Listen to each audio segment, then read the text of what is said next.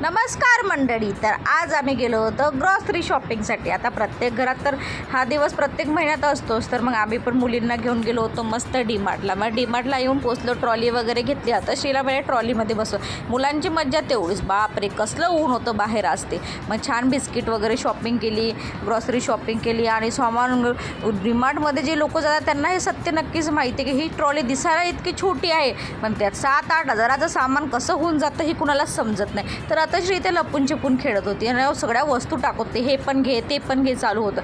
मग गहू तांदूळ सगळी ग्रॉसरी वगैरे छान अशी घेतली आणि मग मस्त गेलो आम्ही फूड सेक्शनमध्ये. आणि मुलांसाठी छान टिफिन वगैरे घेतला, बॉटल्स घेतल्या. आणि मग काय बाहेर आल्याबरोबर नवरा बोला मी बिल करतो, तू पिझ्झा घे. मस्तपैकी पिझ्झा मागवला. आणि कसलं ऊन होतं बाबा बाहेर, उन्हाळा आला आहे पूर्ण मार्च महिन्यातच. मग छान असा पिझ्झा घेतला, मुलींनी पिझ्झा वगैरे खाल्ला. आणि मग कॅब बुक करून आम्ही आलो घरी. तर भेटूया नेक्स्ट व्लॉगमध्ये. तुर्तास तर बाय.